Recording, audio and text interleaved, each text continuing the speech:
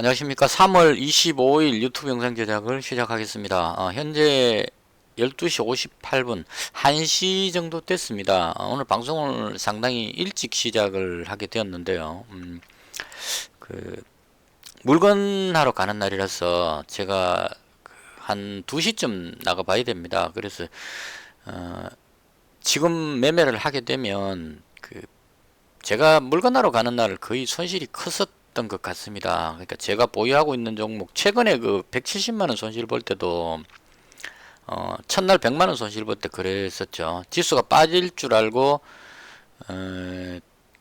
소독약 관련주 쪽으로 가지고 있었는데 너무 많이 빠져버려 가지고 같이 딸려 내려가 버렸습니다. 그래서 손실이 발생되는 경험을 했기 때문에 가능하면 밖에 나갈 때는 모든 것을 정리하고 나가자. 왜냐하면 요즘 시장의 흐름이 예측이 거의 어렵기 때문에 그렇습니다. 워낙 급변하기 때문에. 그리고 변동폭이 아주 큽니다. 한 10% 정도를 그냥 가볍게 올라갔다 내려갔다를 하고 있는 상황이기 때문에 시장을 볼 수 없는 상황에서 포지션을 가지고 있다는 것은 같은 방향으로 가면 참 좋겠지만 역방향을 탔을 경우에 엄청난 손실을 가져올 수 있는 그런 위험성이 있는 것 같습니다. 그래서 모든 것을 정리하고 나간다는 차원으로 일단 일찍 정리를 다 했고요. 방송을 조금 일찍 하게 되었습니다. 오늘은 제가 지금 최근에 이틀 됐는데요. 코스톨라니 선생님 책에 나오는 내용을 사용해서 돈 뜨겁게 사랑하고 차갑게 다루어라. 어제 까고 그전 방송 안 보신 분들을 위해서 이 책에 나오는 투자 기법을 설명을 드리고 그 다음 오늘 장에 제가 대응했던 것을 설명드리는 식으로 방송을 하고 있습니다. 이건 왜 그렇게 하냐면 뭐 고수분들이야 그냥 하시는 대로 하시면 되지만 경험이 많지 않으신 분들은 섣불리 이런 변동이 큰 상황에 무리하게 들어갔다가 손실이 크면 나중에 회복할 수가 없는 상황이 될 수 있습니다. 그래서 시장이 진정될 때까지는 좀 조심하면서 내공을 좀 다지자. 그러니까 기초 어떤 실력을 좀 키우자. 그런 차원으로 제가 뭘 많이 알아서 설명한다기보다는 저도 코스톨라니 선생님 책을 보고 하는 거기 때문에 제가 복습한다는 차원에서 요약해서 말씀을 드리는 차원입니다. 그래서 제 이야기가 100% 맞는 것은 아니니까 참고로 들어주시면 좋겠고, 혹시나 제가 잘못 판단하고 있거나 다른 의견이 있으시면 댓글에 남겨주시면 좋겠습니다. 그래서 첫날 돈에 대한 이야기를 했었고, 어제 생각을 해서 매매한다는 생각 부분을 이야기했고요. 오늘은 인내라는 부분에 대해서 말씀을 드리고자 합니다. 제가 대학교 다닐 때 친구들하고 포커를 많이 쳤습니다. 고스톱 포커 이런 걸 많이 했는데요. 저하고 아주 친한 친구가 저까지 5명 이제 같이 다니면서 포커를 많이 쳤었어요. 거의 한 2박 3일 동안 잠 안 자고 칠 정도로 포커를 쳤습니다. 그래서 5명이 포커를 치면 다 틀려요. 이 치는 스타일이. 제가 판단하기에 그렇습니다. 제 친구 중에 한 명은 아주 이렇게 뚝심 있는 스타일이 있어요. 그래서 웬만하면 배팅을 치고 따라 들어와서 끝까지 확인하는 스타일이 있습니다. 그래서 좀 남자답죠. 그러니까 배팅을 팍 치고 그죠. 좀 별로 안 들었더라도 상대방이 뻥카 친다 싶으면 마지막에 돈을 던져서 그걸 확인해야 되는 어떤 이런 스타일의 친구가 있었는데요. 그 다음 또 한 친구는 아주 좋은 패가 들었을 때 배팅을 치는 친구가 있었습니다. 그래서 아주 좋은 패만 들면 배팅을 치는 사람이 가장 유리하지 않을까 싶은데 막상 해보면 그 친구도 돈을 많이 딴 경우가 별로 없었습니다. 왜 좋은 패만 들어오는데 배팅을 하는데 돈을 못 땄을까라고 생각해 봤을 때 상대방이 그걸 안다는 거죠. 친구들이 워낙 오랫동안 포커를 쳤기 때문에 그 친구가 배팅을 하면 저 친구는 최소한 같은 거 석장 정도는 들었겠구나 라고 생각을 하고 들어갑니다. 그래서 저 석장을 이길 수 있다고 싶을 때 들어가서 따라 들어오고, 안 그럴 땐 다 죽어버리죠. 그래서 너무 자기 패만 보고 좋다고 싶을 때만 들어오는 것도 맞지 않다 이런 얘기죠. 그 다음 제가 하는 스타일은 이건 제 스스로가 생각하는 건데요. 전체적인 판에 돌아가는 흐름 같은 것도 어느 정도 좀 보는 것 같고, 친구들의 표정이나 행동들을 보면서 그 본능적으로 좀 느껴지는 게 있습니다. 그래서 감각적으로 상당히 그 제가 빨리 캐치를 하는 것 같은데, 제 가장 큰 단점은 웬만하면 그 승부를 본다는 거죠. 제 운을 믿고. 그러니까 그 패를 6장씩 다 돌리고 나서 마지막 한 장이 남았는데, 제가 완전하지 않은 그림 넉 장을 맞춰가지고 여기서 한 장만 띄우면 내가 이 판을 다 먹을 수 있다 싶으면 거기에 몸을 건다는 거죠. 내 운을 믿고. 그래서 그렇게 해서 배팅을 하다 보니까 마지막 한 장의 실수로 해서 그 손실을 볼 때가 많았습니다. 제 친구들 중에 가장 돈을 그 많이 따는 성률이 높은 친구가 있었는데요. 그 친구는 상대방에 대한 패를 잃는 것도 저와 비슷하고 여러 가지로 다 비슷한데, 저하고 가장 큰 차이점이 뭐였냐면, 그 친구는 그 웬만하면 그냥 죽어버린다는 거죠. 그러니까 초저녁에 포커를 좀 치다가 돈을 조금 어느 정도 좀 따가고 흐름을 좀 파악했다 싶으면, 나는 피곤해서 자야 되겠다 그러고 먼저 자버립니다. 그럼 이제 자버리면 나머지 4명이서 밤새도록 포크를 치죠. 그럼 새벽에 일어나서 맑은 정신으로 쳐서 다 따버리는 겁니다. 그러니까 뻥도 잘 치고 상대방 표도 잘 보면서 확실하지 않을 때는 죽을 줄 아는 그 친구가 가장 돈을 잘 따더라, 이런 이야기입니다. 그래서 이 말씀을 드리는 이유는, 저는 우리나라 주식시장이 포커판하고 똑같다고 생각을 합니다. 그 일부 그 순수하신 분들은 주식은 투자다, 기업 가치를 생각해서 그 기업의 성장성을 보고 투자하는 것이다, 투자다, 이렇게 생각하시는데, 제가 봤을 때는 전혀 아니라고 봅니다. 대한민국의 주식시장은 돈 많은 세력이나 기관이나 외국인이 개인들을 덩쳐먹는 곳이다 라고 생각을 합니다. 그러니까 시장이 아무리 그런 경험 해보셨을 거예요. 호재성 뉴스가 떴단 말입니다. 자, 호재성 뉴스가 떠가지고, 호재성 뉴스가 떠서 이건 100% 호재다 했을 때 갭으로 뜨면, 이건 예를 들기 위해서 하는 겁니다. 갭으로 뜨면 죽자고 던져서 누릅니다. 그러니까 이 뉴스가 호재가 맞는데도 불구하고 갭으로 뜨면 무진장 눌러갖고 마이너스를 만들어가지고 손절을 시켜버린다는 얘기죠. 이 돈 있는 세력들이. 그래서 손절 다 하고 여기서 샀던 사람들이, 이건 예를 들기 위해서 이 그래프를 그냥 참고를 하는 겁니다. 이런 경우 많거든요. 이 지금 예를 보여드리려니까 좀 그런데요. 하여튼 그런 경우 보셨을 겁니다. 그러니까 갭으로 떴을 때, 갭으로 떴을 때 분명히 재료가 호재인데도 불구하고 기관이나 세력들이 주구장창 매도를 해서 던져서 눌러버린다는 얘기죠. 눌러서 계속 누르면 어떤 현상이 생겼냐면, 호재는 맞지만 여기서 사는 사람들이 손실이 너무 커지기 때문에 어쩔 수 없어서 마지막에 같이 던지게 되는 거죠. 그럼 그 여파로 해서 쭉 빠져서 긴 원봉이 떨어지게 되는 겁니다. 자, 그러고 나서 한 이틀 정도 쫙 빼고 나서 한 3일 정도 쭉 빼고 나서 그 다음에 다 받아먹고, 여기서 손절하는 걸 이 밑에서 다 받아먹고 진정되고 나면 그 다음에 상한가를 쳐버린다는 얘기죠. 쭉 올라가 버립니다. 이렇게 돌려버리는 거죠. 이렇게 해서 제가 봤을 때 주식판은 도박판이다 라고 생각을 합니다, 저는. 그래서 이런 판에서 생존하기 위해서는 아까 말씀드린 5명의 포커를 치는 사람 중에 감각이나 실력도 분명히 키워야 됩니다. 판에 깔려있는 패를 보고 이 중에 같은 무늬의 카드가 전체가 몇 장이 깔렸기 때문에, 이미 지나갔기 때문에 남아있는, 예를 들어서 하트가 필요하다 하면 하트라는 무늬가 이때까지 바닥에서 펴졌던 하트 숫자를 다 세가지고 그 숫자를 빼고 남아있는 하트 숫자를 생각한 다음에 거기서 남아있는 그 마지막에 들어올 수 있는 내 카드가 어느 정도 확률이 높으냐, 여기를 계산을 해서 배팅을 하는 게 가장 승률이 높아지죠. 그렇게 계속하게 되면 확률이 높기 때문에 이긴다, 이런 얘기죠. 단순하게 내 것만 좋은 거 가지고 치는 사람은 내가 좋긴 하지만 호재가 떴지만 나보다 그 옆에 있는 돈 많은 사람이 배팅을 막 쳐갖고 못 견디게 해서 손절시켜버린다, 이런 얘기죠. 그래서 이런 상황으로 봤을 때 이 부분에서 말씀드리고자 하는 것은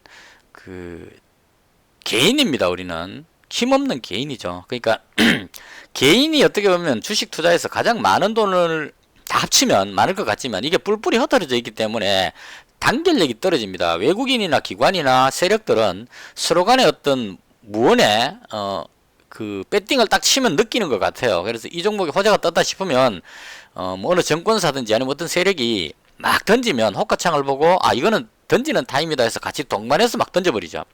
그래서 쭉 딸려 내려가 버리는 겁니다. 근데 개인들은 이 각각의 생각이 다 틀리기 때문에 거기에 대응을 맞서지를 못하는 겁니다. 호재인데도 던진다면 이게 진짜 호재 같으면 개인들이 모아서 그냥 확 사갖고 끌어올려 버리면 매도를 쳤던 사람들이 손절을 해서 오히려 거꾸로 올라가는 상황이 생길 건데 단결력이 약하기 때문에 그렇게 된다 이런 얘기죠. 시장이. 그래서 이런 걸로 봤을 때 약한 개미가 한 개인이 세력을 이길 수 있는 유일한 방법은 인내라고 생각을 합니다. 이게 이해가 되실지 잘 모르겠는데 그게 무슨 뜻이냐면 이런 거죠. 자, 지금 어제 제가 선물 매매하는 거 저도 레버리지 어제 처음 해봤는데요. 레버리지하고 인버스 종목을 지금 매매한다고 가정했을 때 이게 선물 지수입니다. 오늘 미증시가 급등했기 때문에 선물 지수가 상승해서 출발했고요. 갭을 떠서 출발했고 오르락 내리락 하다가 지금 오르려는 모습을 보입니다. 자, 그러면 여기서 포크판에서 확실할 때만 들어가는 그 친구, 그러니까 패를 읽을 줄 알아야 되겠죠. 일단 이 흐름이 어떤지를 이론적인 공부를 어느 정도 해갖고 그 기초가 되어 있다는 전제하에서 이런 모양이 나왔다면 내가 만약 풋을 매수하고 싶다면 인버스 종목을 매수하고 싶다면 가장 많이 빠졌을 때 사주는 게 좋다 이런 얘기죠. 인버스가 가장 많이 빠졌다는 얘기는 선물이 가장 많이 높아졌을 때라고 보시면 됩니다. 그래서 제가 오늘 장 시작할 때 미리 줄을 딱 꺼놨습니다. 230하고 220에다 줄을 꺼놓고 220에 오면 그 레버리지를 콜 쪽을 매수를 하고 230에 오면 풋 쪽을 매수하겠다 이렇게 계획을 딱 잡아놓고 들었어요. 그래서 중간에 있을 때 매매를 안 해버리면 됩니다. 아무것도 안 하고 있으면 돈 잃을 걱정이 없다는 얘기죠. 그래서 참고 참는다는 게 이런 의미입니다. 계속 참아서 얘가 여기까지 올라오면 얘가 이 정도 오겠죠. 여기서 사면 그나마 돈 잃을 확률이 가장 작다 이렇게 말씀드리고 싶습니다. 그래서 그 확률을 가장 높이는 방법은 이 매매할 때 확률을 높이는 방법은 최대한 참는 겁니다. 사고 싶을 때 참는다는 얘기예요. 사고 싶을 때 꾹 참아서 이게 충분히 빠지도록 기다렸다가 들어가는 겁니다. 그럼 안 빠지면 어떡하느냐? 안 빠지고 여기서 만약에 그 선물지수 쭉 빠지고 얘가 급등해버리면 어떡하느냐? 안 하면 되죠. 오늘 매매는 안 하면 됩니다. 개인이 기관이나 세력들보다 가장 큰 장점 또 한 가지가 시간의 제약이 없다는 겁니다. 기관은 뭐 실적을 올려야 되고 뭔가를 해야 되는 거죠. 액션을 취해야 되는데 개인인 내 입장에서는 돈 들고 있다고 해서 내가 답답할 게 없죠. 여유 자금이기 때문에. 이틀 전에 말씀드린 돈에 대한 개념이죠. 나는 여유 자금이고 급할 게 없기 때문에 확실하다 싶을 때만 들어가고 그 외에는 매매를 안 하면 잃지는 않는다 이런 얘기죠. 그래서 오늘 하루 종일 기다리고 있습니다. 제가 이게 여기 올 때까지. 선물 지수가 220 아까 여기서 220 올라가려고 그러다가 조금 덜 하고 내려와 버렸죠. 근데 여태 살라고 딱 하고 있는데 밀려가지고 내려가 버리는 바람에 못 샀습니다. 그래서 안 사고 아직까지 기다리고 있어요. 언제까지 기다리냐면 여기 올 때까지. 이만큼 올라오면 얘가 이 가격이 되죠. 아주 사집니다. 그래서 여기서 사고 싶어서 지금 그냥 기다리고 있는 겁니다. 안 오면 어떡하느냐? 안 오면 내일 하면 되죠. 오늘만 날이 아니기 때문에 이게 인내라고 생각을 합니다. 이건 종목에도 마찬가지입니다. 어떤 괜찮다는 종목이 나왔을 때 최대한 낮은 가격이 올 때까지 기다리는 겁니다. 날라가 버리면 어떡하느냐? 상한가 가버리면 어떡하느냐? 이 종목 안 사면 됩니다. 이 종목 말고도 종목은 많기 때문에 이런 식으로 매매하는 것이 좋겠다. 이걸 오늘 말씀드리고 싶었어요. 또 한 가지 예를 더 들어드릴게요. 오늘 제가 특별하게 뭐 중요한 게 별로 없기 때문에 오늘 계속 횡보하고 있기 때문에 이런 횡보하는 날은 들어가면 수수료만 날릴 가능성이 상당히 높아요. 왜냐하면 내려갔다 올라갔다 내려갔다 올라갔다 계속 하고 있죠. 이 점점 폭이 좁아집니다. 처음에는 이 정도 폭으로 갔다가 이제 폭이 점점 좁아져 갖고 점점 한 점에 모이게 되죠. 이렇게 모이게 되면 그 다음에 한쪽 방향으로 싹 쏠릴 위험성도 있어요. 그래서 그 부분이 잘못 지금 들어갔다가 역방향에 걸려 있을 경우에 손실이 커질 수 있기 때문에 차라리 이럴 때는 매매를 안 하는 게 낫다는 얘기죠. 이 중간에서는 차라리 이 위에 왔을 때나 아니면 이 아래에 왔을 때 여기 내려오면 콜을 매수하면 되겠죠. 여기 오면 풋을 매수하고 이런 식으로 지켜보는 것이 오히려 낫겠다 이런 얘기입니다. 그래서 특별하게 뭐 할 게 없으니까 또 예를 하나 더 들어 드릴게요.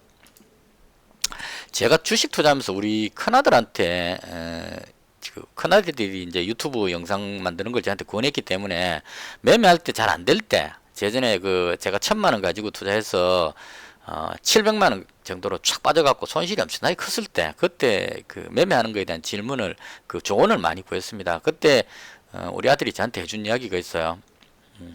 손실을 크게 보지 않기 위해서는 최대한 참는 것이 좋다는 걸 예를 들면서 어떤 이야기를 해줬냐면, 그 롤이라는 게임을 하는 친구 중에 그 랭킹 1위 친구가 그 했던 이야기를 합니다. 저는 이제 게임을 그 롤 같은 게 이런 게 제가 적성이 안 맞아서 모르는데, 그 우리 아들이 이제 그 게임을 하다가 이제 그 본 거겠죠. 그래 봐서 그 롤 게임 1위인 그 친구가 이제 하는 방식인데요.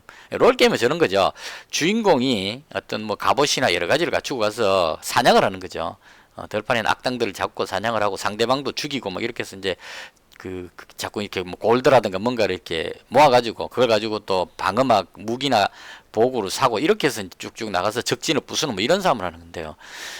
그 롤게임 1위 하는 그 친구가 하는 방식이, 누구나 봤을 때 예를 들어서 사냥을 하러 갔는데 여기 괴물이 10,000원짜리 괴물이 있다고 가정을 해봐요. 쟤를 잡으면 10,000원을 벌 수 있다는 얘기입니다.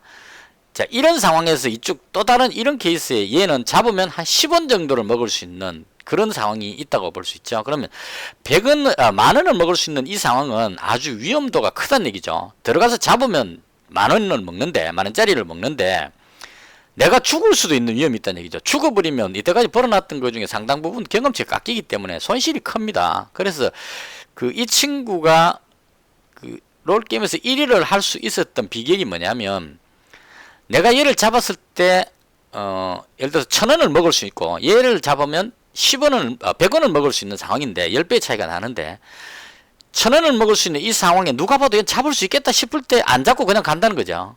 안 잡고 피해버린다는 얘기입니다. 왜냐하면 나한테 내가 죽을 수 있는 위험이 있기 때문에, 약간의 위험이 있기 때문에 그걸 피해버리고 100원을 먹을 수 있는 이쪽 괴물을 잡으러 간다는 거죠. 이 괴물은 거의 99.9% 내가 잡을 수 있는 괴물이기 때문에 확실한 괴물을 잡는다 이런 얘기죠.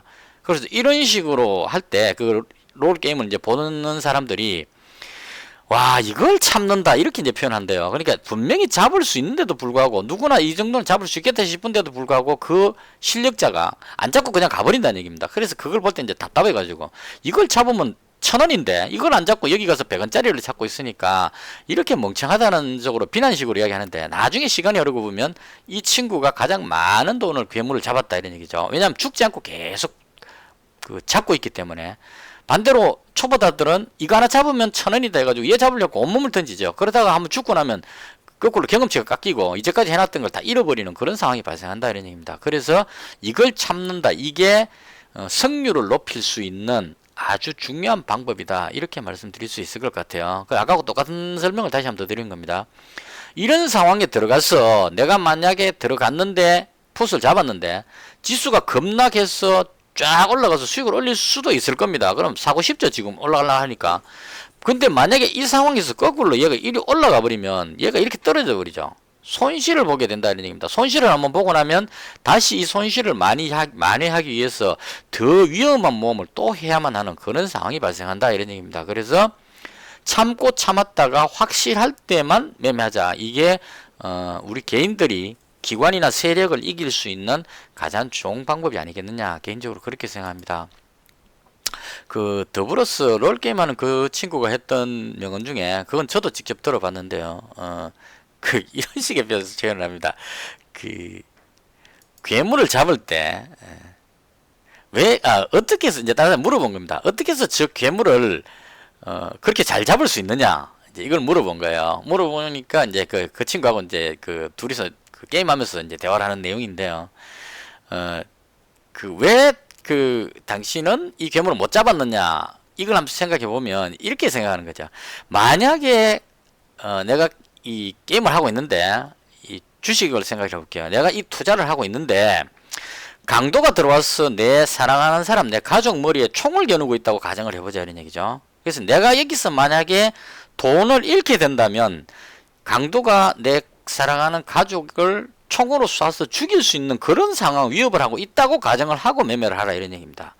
그러니까 습관적으로 매매를 하다 보면 그냥 대충 이 정도면 올라간다 싶어서 사고 싶어집니다. 이럴 때 거의 뭐 확실한 개념 없이 그냥 본능적으로 사버리죠. 습관적으로 사버리게 됩니다.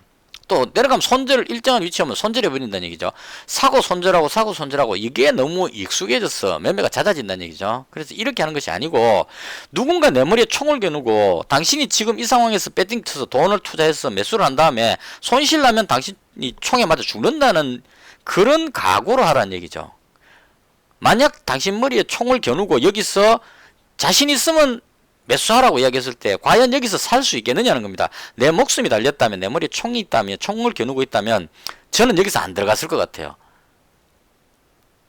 확률적으로 총 맞아 죽을 확률이 상당히 높죠. 그래서 내 머리에 누군가 총을 겨누고 있을 정도로 긴박하다는 그런 절박함 속에서 확실하다 싶을 때 배팅을 하는 것이 좋겠다. 이 말씀을 드리고 싶은 겁니다. 이게 인내라고 보여집니다. 그래서 이 부분이 제가 가장 안 되는 부분이에요. 안 되기 때문에 제가 아주 절실하게 이야기를 하는 겁니다. 저도 이제껏 제 방송 처음부터 보시면 아시겠지만 무리해서 배팅하고 올인해가지고 오버한 경우도 많았습니다. 근데 이제부터는 그러지 않기 위해서 제가 이틀 전부터 지금 이야기하고 있죠. 돈에 대한 개념도 이야기했고 생각에 대한 이야기도 했었고 어제 방송도 그런 제가 이제까지 잘못된 부분들을 고치기 위한 그런 내용들이었습니다. 제가 알아가지고 제가 잘하기 때문에 여러분한테 구독하시는 분들한테 이렇게 하시오라고 말하는 게 아니고 제가 이때까지 해보니까 이 부분 때문에 계속 실패를 하더라는 걸 말씀을 드리는 거예요. 그래서 그런 관점으로 봤을 때 이거 정말 제가 안 되는 겁니다. 자, 이런 모양 딱 나오면 들어가고 싶어져요. 이럴 때 못 참아가지고 배팅 쳤다가 손해본 게 한두 번이 아닙니다. 그래서 이 부분을 이제는 참겠다는 얘기죠. 언제까지? 내가 원하는 위치에 올 때까지.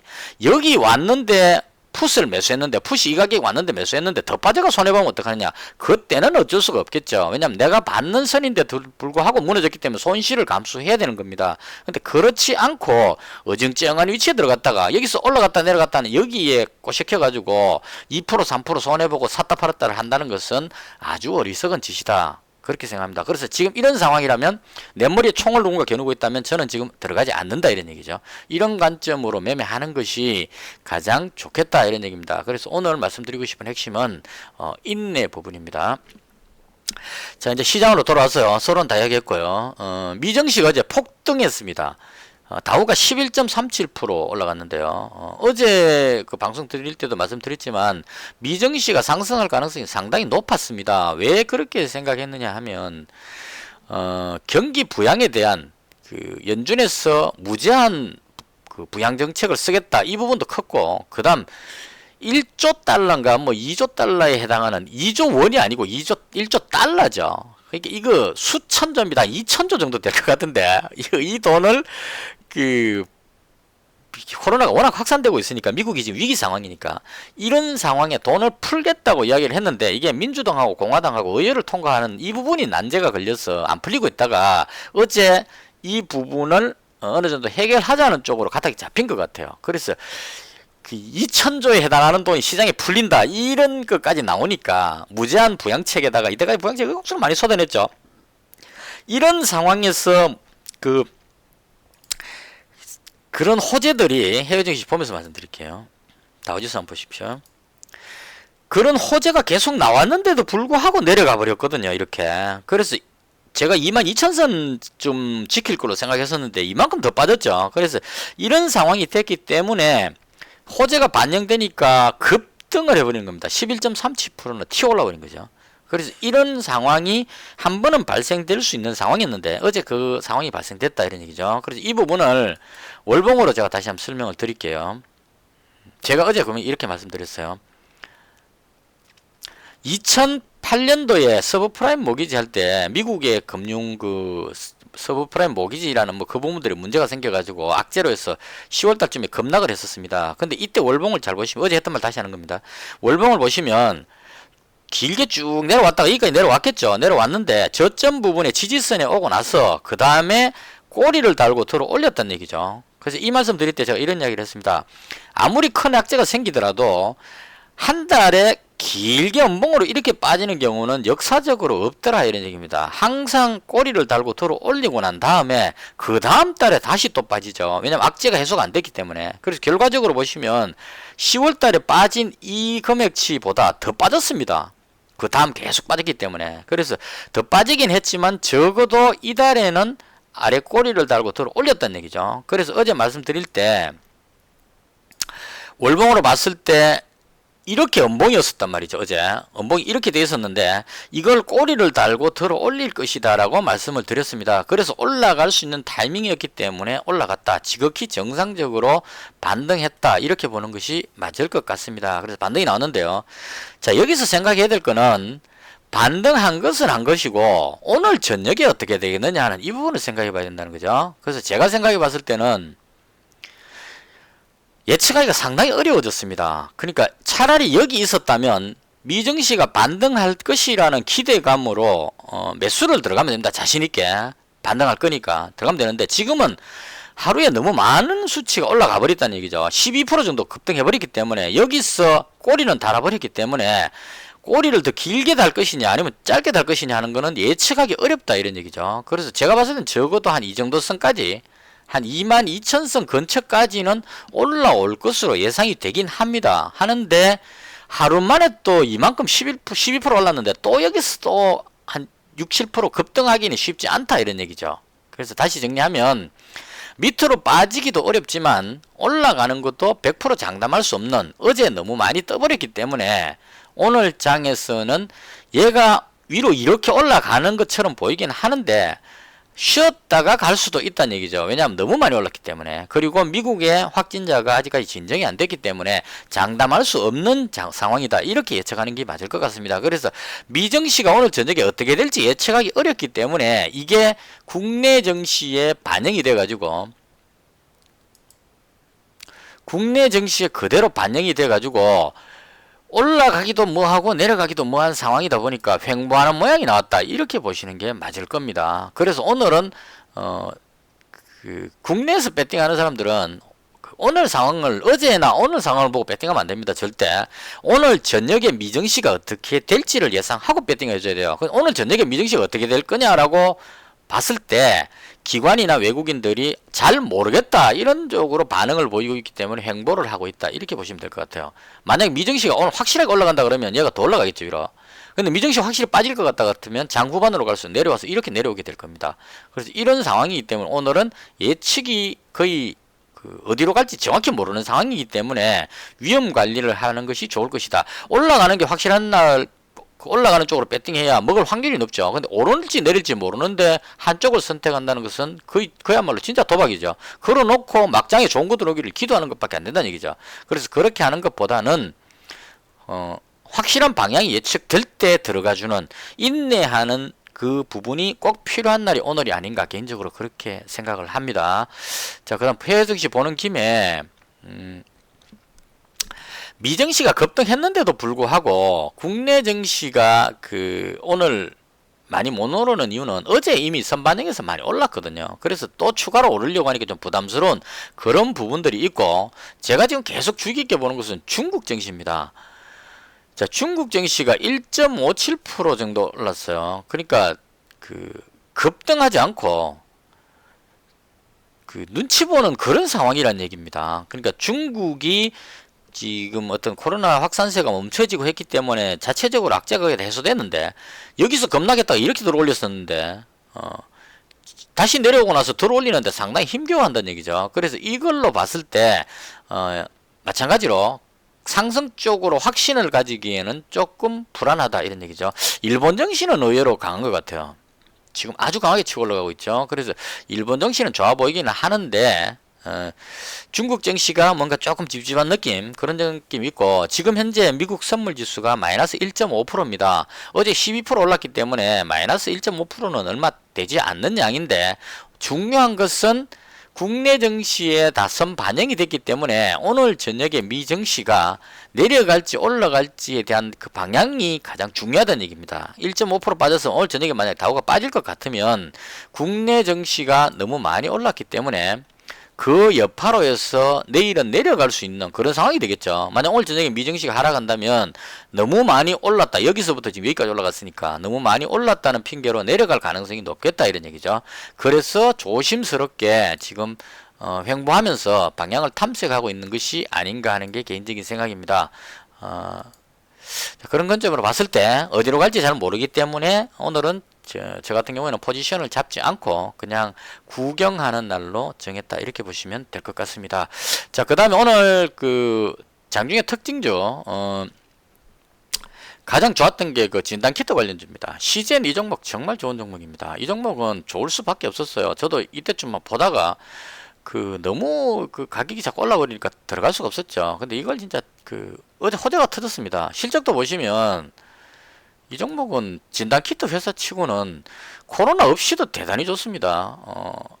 종목 수 그렇게 많지 않고 지금 보시면 실적이 진단키트 쪽으로 해서 지금 매출이 1200억 지금 올라가는 거 보시면 매출액이 700억에서 800억 1000억 1200억 꾸준하게 매출이 늘고 있고 영업이익 보시면 2배로 뛰었죠. 그리고 지금 작년이 이런 상황인데 올해 얼마나 많이 늘었을까 가히 참 짐작하기 어렵습니다. 그만큼 능력이 있다는 얘기죠. 부채 비율 유보율도 보시면 탄탄한 회사입니다. 이렇게 좋은 회사인데 결정적인 호재가 뭐였느냐 하면 갑자기 미국 선물지수가 2%로 쫙 빠져버렸는데요. 이렇게 되면 선물지수가 떨어지죠. 이건 바로 반응합니다. 왜냐하면 국내 증시가 어제 너무 많이 올라왔기 때문에 미국 선물지수가 2% 정도 빠지면 무슨 일인가 싶어서 던지기 시작하죠. 그래서 아래쪽으로 하방 쪽으로 지금 좀 누르는 힘이 강해졌습니다. 제가 이야기하면서도 볼 건 다 봅니다. 이게 중요하기 때문에요. 그래서 그 중국 증시는 큰 영향이 없었는데 미국 선물지수가 갑자기 툭 떨어졌는데 무슨 그 안 좋은 악재 같은 뉴스가 터지지 않았을까 싶고 자, 이렇게 되면 내려갈 가능성이 좀 높아졌죠. 그래서 이렇게 좋은 종목이었는데 어제 뉴스가 뭐가 나왔냐면 트럼프 대통령이 문재인 대통령한테 전화를 해가지고 그 코로나 관련한 어떤 그 장비를 좀 지원해 줄 수 있겠느냐고 물어봤다고 합니다. 그래서 문재인 대통령께서 도와줄 수 있는 범위 내에서 최선을 다해서 도와주겠다 이렇게 얘기를 했답니다. 그러니까 그러면서 이제 그 뭘가 도와달라고 하는 부분이겠느냐를 생각해 보면 뻔하죠. 뭐 마스크를 달라 소리는 안 할 겁니다. 우리나라도 없는데 진단키트겠죠 당연히. 그래서 그 부분에 대해서 문재인 대통령께서 그 미국에 주는 건 어렵지 않은데 그 미국은 또 그 식약처인가 뭐 그런 게 있죠. 우리나라 식약처처럼 거기에 그 허가를 받아야 된다라고 이야기를 하니까 트럼프 대통령이 그 허가는 오늘 중으로 해결될 것이다라고 이야기를 했다고 합니다. 그럼 해결되면 이제 바로 그 공급이 되겠죠. 그 공급하는 가장 높은 확률이 있는 것이 시젠이다 이렇게 보면 될 것 같습니다. 인정된 대단한 회사이기 때문에 그렇다는 얘기죠. 그래서 그런 차원으로 해서 상한가까지 끌어올렸습니다. 이게 진짜 이 종목은 정말 좋은 종목입니다. 그래서 저 넓은 미국에 진단키트를 공급한다고 하면 생각해 보십시오. 어마어마하죠. 이 대한민국의 자랑스러운 그 기업입니다. 그래서 진단키트 이 회사가 상한가 들어가는 가장 좋은 모습을 보였고요. 그 다음 제가 오늘 종목 매매 해본 게 이 센트럴 모텍하고 두산 솔루스를 매매를 해봤었어요. 해봤는데 한 10,000원 정도 먹고 팔아버렸습니다. 왜 그랬냐면 이 정말 그 종목은 정말 안 되는 것 같아요. 세력들이 너무 지저분하게 장난을 쳐서 정말 마음에 안 드는 건데요. 이건 제가 그 열받은 김에 말씀드릴게요. 두산 솔루스가 이게 그 2차 전지 뭐 관련한 이런 쪽으로 해서 전기차 이런 부분들로 해서 올라가는 종목으로 알고 있는데요. 제가 매매한 거 한번 보여드릴게요. 약간 두서없더라도 이해해 주십시오. 19,450원, 19,150원에 매수했습니다. 자, 여기서 올라가려고 하다가 못 올라가서 내려오길래 19,450원 여기서 한번 사고 19,150원이니까 여기서 한번 물타기를 했습니다. 그래서 여기서 사고 여기서 샀거든요. 자, 그래서 여기 올라올 때 절반 다시 팔고 왜냐면 그 물타기 했기 때문에 평균 가격 올라왔을 때 이때 한 10,000원 정도 벌고 팔고 그 다음에 여기 왔을 때 다시 나머지를 다 정리해버렸습니다. 정리해버리고 나서 또 올라갔다가 다시 내려오고 있는데요. 왜 팔아버렸냐 하면 분명히 호재성 어떤 재료로서 올라왔었고 쫙 올라가려고 그러다가 눌렀죠. 누르고 나서 바닥을 다졌기 때문에 올라가야 되는데 제가 사고 나서 누르는 모습이 나온단 말이에요. 나와갖고 이게 뭔가 잘못됐구나 하는 생각을 가지게끔 만들어서 제가 정리하고 나니까 또 올라가 버리는 거죠.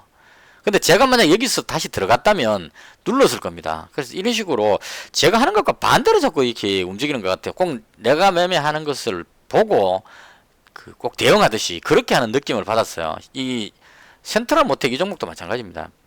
손해 안 보고 본전에 팔긴 했는데, 자, 이쯤에서 샀으면 좀 올라가줘야 되죠. 근데 올라가려다가 다시 누른단 말이에요. 그래서 거의 뭐 본전에 한 7,000원 정도가 남기고 팔아버렸는데요. 지금 쭉 내려가 버리죠.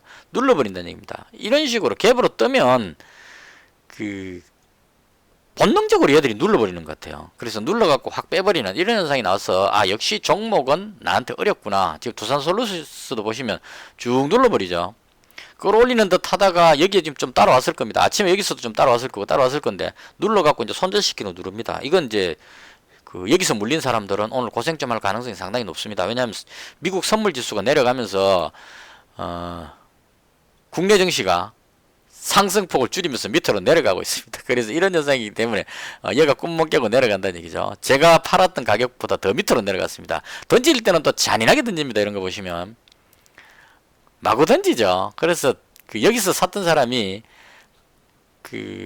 못 견디게 던져버립니다. 코스닥이 빠진다는 그 빌미로 계속 누르면 이쯤에서 샀던 사람들은 지금 아주 고통 속에서 지켜보겠죠. 그래서 더 누르면 못 참고 던집니다. 쭉 빠지면 여기서 다시 거둬들인다는 얘기죠. 이런 식으로 그나마 공매도가 없어졌기 때문에 있지, 만약 공매도가 있었다면 공매도를 풀로 때려갖고 얘를 완전히 마이너스로 밀었을 거예요. 오늘 밀었다가 그거 다 받아먹고 들어올리는 그런 식으로 갈 가능성이 높습니다. 그래서 이런 식으로 흘러가는 시장이라서 저한테는 종목은 정말 어렵다. 어제도 말씀드렸지만 제가 종목 보는 눈은 정말 안 되더라는 얘기입니다. 뭐 매수도 안 되고 타이밍도 잘 못 잡겠고, 근데 제가 팔고 나면 올라가고 사면 내려가는 그 현상이 계속 생기고 있었어. 그래서 일단 포기를 했습니다. 그래서 지금은 시장도 혼란스럽고 하기 때문에 선물지수하고 그 다음에 인버스 종목하고 이걸 가지고 레버리지와 인버스 두 종목만 노리고 있는 그런 상태입니다. 현재 시간에 미국 선물지수가 마이너스 1.96% 정도 됐기 때문에 여기서 덜 올릴 반등시킬지 내려올지 고민하는 것 같고요. 지금 제가 봤을 때 이원으로 봤을 때는 아래쪽으로 내려올 가능성이 좀 높겠다 이렇게 생각이 듭니다. 미국 선물지수가 올라가지 않는다면, 왜냐하면 중국 증시가 그렇게 강하지 않기 때문에, 그리고 미국의 악재가 해소된 것이 아니기 때문에 아래쪽으로 내려올 가능성이 좀 높지 않을까. 근데 솔직히 모르겠습니다, 이거. 그래서 지금 횡보하고 있는 상황이기 때문에 매수하지 않는 것이 좋겠다, 개인적으로 그렇게 생각합니다. 그래서 이렇게 해서 오늘은 충분히 참고 방송을 빨리 하는 이유는 이 방송을 끝내놓고 컴퓨터 꺼버리고 물건하러 나가서 완전히 증시에 대해서는 잊어버리고 영화나 보면서 남은 시간을 보낼 생각입니다. 왜 그렇게 생각하느냐 하면 이제까지는 제가 항상 지켜보면서 기회를 노리려고 노력했었어요. 자, 이런 모양이 오면 분봉 차트 하시는 분들 대충 그렇게 하죠. 올라가는 강한 모습을 보이다가 내려오면 여기쯤 오면 다시 사고 싶어지죠. 그러면 이제 1차 상승 조정받고 나서 눌림목이라고 보통 표현하는 것 같은데요. 눌림목 내려오고 나서 다시 올라가면 이렇게 올라간다. 이게 이제 스토리죠. 빠질 때는 내려왔다가 반등 나오다가 여기서 딱 부딪히면, 저항선이 부딪히면 다시 돌아서 이 자리를 못 지키면 이렇게 빠지게 된다는 얘기죠. 1차적으로 여기까지 빠지게 된다 이런 얘기입니다. 그래서 이게 선물지수가 여기 빠진다고 가정하면 올라가는 얘는 여기까지 올라간다 이렇게 되겠죠. 이런 식으로 흐름이 나올 가능성이 상당히 높습니다. 그런데 중요한 것은 미국 선물지수의 영향을 받아서 그렇게 된다. 만약에 미국 선물지수가 하락폭을 줄인다면 거꾸로 이렇게 내려가 버리고 얘가 이렇게 올라가는 상황도 발생하겠다, 이런 식으로 예상할 수 있습니다. 그래서 예전에는 이런 상황이 예상되면 매수하려고 노력을 했지만 지금은 오늘 하루에 큰 틀로 왔을 때 이 범위를 쉽게 벗어날 수 없다. 바꿔 말하면 여기서 이렇게 왔다 갔다 해봐야 쥐뿔도 먹을 것도 없다 이런 얘기죠. 한쪽으로 강하게 올라가든지 내려가야 반대쪽에 있는 게 수익이 나든지 손실이 나든지 하기 때문에 횡보할 때는 제가 먹을 게 없더라. 경험상 그랬거든요. 근데 이제까지는 포커판에 예를 들듯이 나의 운을 믿고 배팅을 했다는 얘기죠. 마지막 히든카드에서 뒤집을 수 있다는 그런 자만심으로. 근데 이제는 그렇게 하지 않겠습니다. 나를 믿는 것이 아니고 실리를 따지겠습니다. 확실하다 싶을 때는 베팅을 하고, 그렇지 않으면 차라리 돈 들고 있겠다. 이게 제 현재의 방식입니다. 잠깐만요. 목이 잠겨서 물을 한 잔 마시고 왔습니다. 자, 그리고 자, 그렇게 해서 오늘 매매는 진작에 끝냈고요. 했던 게 바로 그겁니다. 아침에 코덱스 200 인버스 종목을 8,600원에 매수했었어요. 제가 아침 매매했던 겁니다. 자, 보시면 아침에 제가 뭘 노렸느냐 하면 출발하고 나서 쫙 밀어 올렸죠. 자, 선물 지수가 밀어 올렸다는 얘기는 인버스 종목, 풋 종목이 쭉 밑으로 빠진다는 얘기입니다. 그래서 이 빠지는 부분을 제가 봤을 때 이 선물 지수가 230선을 뚫고 위로 계속 올라가지는 못할 거라고 생각을 했거든요. 그래서 이 선이 오면 거의 한계점이다 라고 생각하고, 얘가 한계점이라서 내려오게 된다면 거꾸로 인버스 종목은 올라갈 것이다 이렇게 되겠죠. 그래서 인버스를 노리고 있었습니다. 아침에 얘가 쭉 올라가고 인버스가 밑으로 쭉 빠질 때 어디까지 빠지고 반등하느냐를 생각해서 노리고 있었죠. 그래서 노리고 있다가 8,600원에 잡았습니다.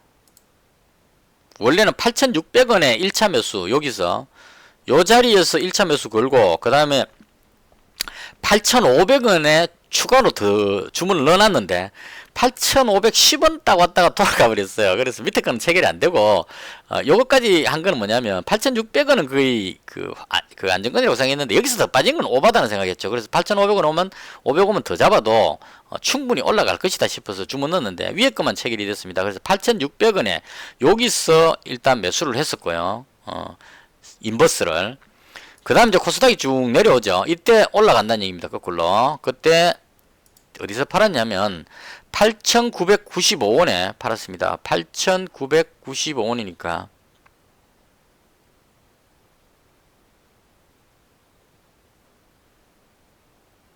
여기쯤에서 팔았습니다. 여기쯤에서. 그러니까 여기서 샀다가 그 다음에 요렇게 올라가길래 8,995원이니까 대충 한 요정도 가격에서 오늘 먹을 수 있는 건 한 요정도 되겠다. 대충 그렇게 생각하고 여기서 팔았습니다. 조금 더 나눠서 더 먹을 수도 있었을 건데 안전하게 하자 이렇게 해서 여기서 딱 팔고 정리를 했습니다.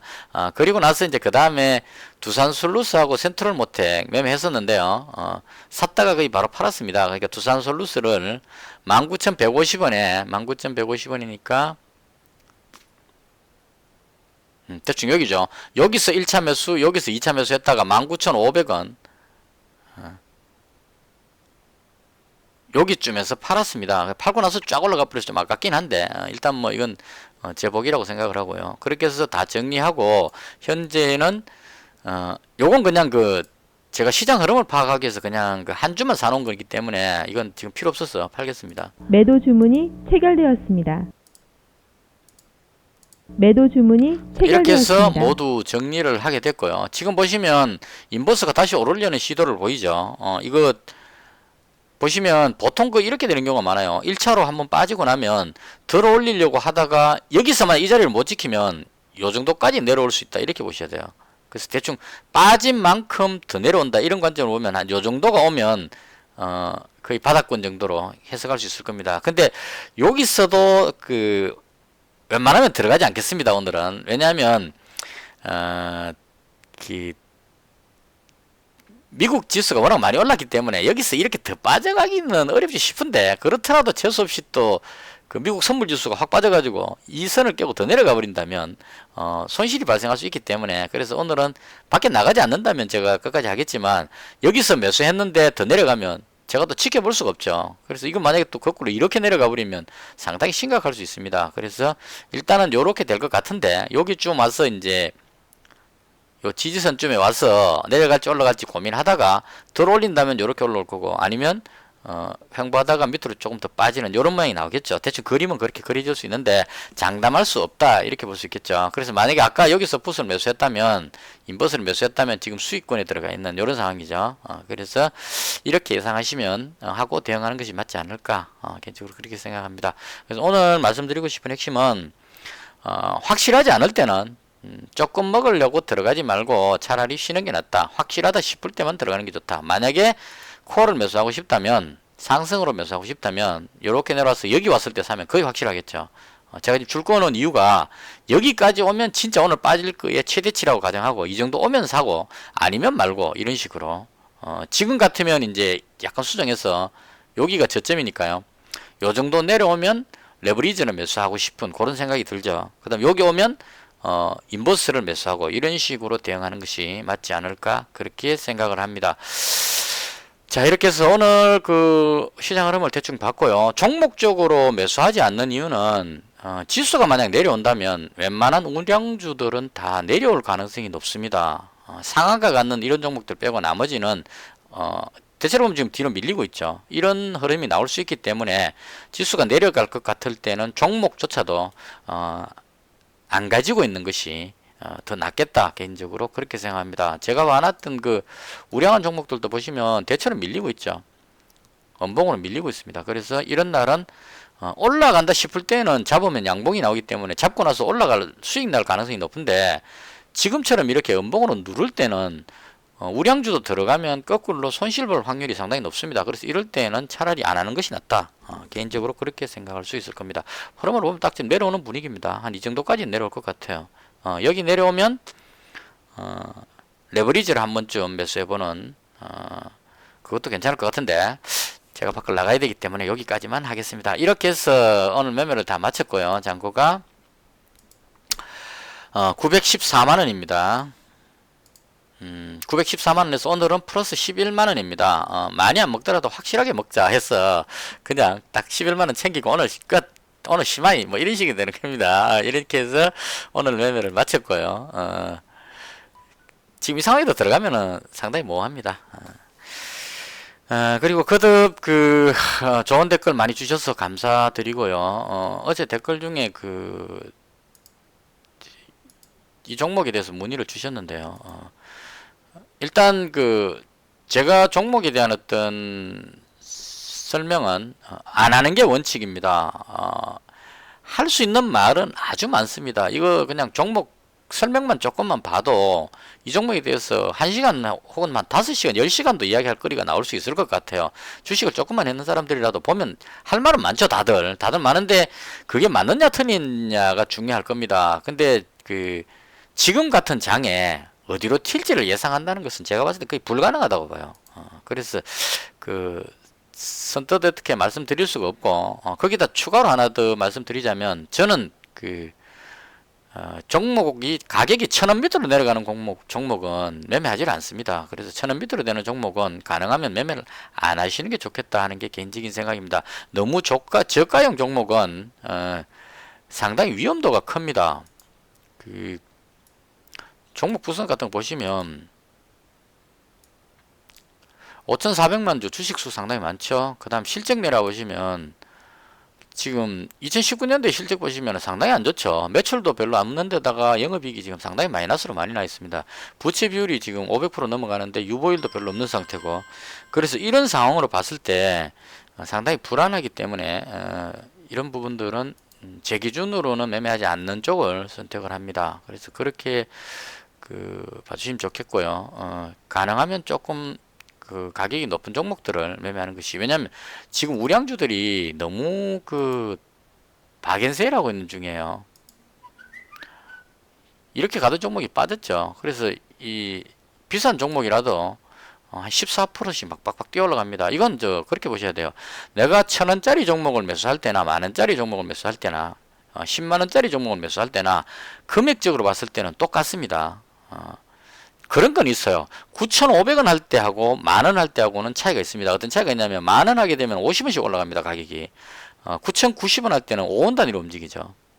10원 단위로 움직이나요? 5원 단위로 움직이죠. 그래서 이런 식으로 해서 호가 단위의 차이가 있기 때문에 조금 튀어오르는 느낌이 좀 다를 뿐이지 내가 만원짜리를 매매하나 10만원짜리를 매매하나 1,000원짜리를 매매하나 똑같죠. 그러니까 100만원을 가지고 만원짜리를 매매하면 100주를 살 수 있고 1,000원짜리를 매수하면 10,000주를 매수할 수 있습니다. 근데 1,000주를 매수할 수 있죠. 근데 사람들 심리에 1,000주를 사면 내가 아주 많이 산 것 같은 느낌이 들기 때문에 상 가격의 종목을 도전하려는 생각을 많이 합니다. 근데 결과적으로 금액이 100만 원이죠.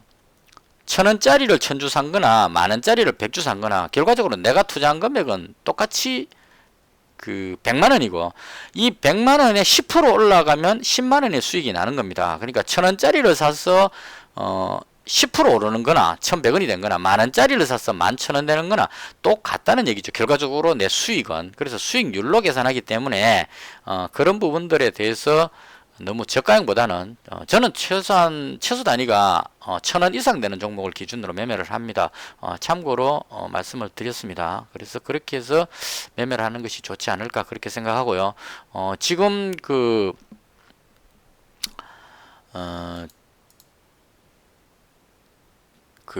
푸시 이게 지금 아니죠. 푸시 아니고 레버리지가 지금 자꾸 내려오고 있기 때문에, 자, 레버리지가 지금 3점 몇 프로까지 계속 내려오고 있죠. 그래서 이게 여기까지 오면 이게 이 정도겠죠. 그럼 이렇게 되면 오히려 사고 싶어진다는 얘기입니다. 이제는. 그러니까 제가 원래 처음에 잡았을 때 끝내려고 했는데 지금 이래 된대요. 원래 잡았을 때 계획이 그 아래쪽에 내려오면 레버리지를 매수하고 위쪽에 올라오면 오면 인버스를 매수하겠다라고 생각을 했는데, 지금 내려와서 아래쪽으로 오기 때문에 제일 좋기는 220선 여기 오면 가장 좋긴 합니다. 근데 여기까지 안 올 것도 같기 때문에 한 요 정도 오면 한번 매수를 해볼까. 뭐를 매수하냐면 레버리지를 바닥이라고 생각하고, 그렇게 하고 지금 자꾸 내려오니까 또 사고 싶은 생각이 좀 있는데요. 안 하겠습니다. 요 정도 오면 올라간다고 봅니다, 저는. 근데 지금 밖에 나가야 되기 때문에 인내를 설명해 놓고 여기서 쑥 들어가면 조금 민망하죠. 그래서 이렇게 해서 오늘 장은 마치도록 하겠습니다. 그래서 11만원 플러스고 1290만원이 됐습니다. 적게 먹더라도 안전하게 매매하자, 이게 개인적인 생각이고요. 이렇게 해서 영상은 모두 마치도록 하겠습니다. 시청해 주셔서 대단히 감사합니다. 마치겠습니다.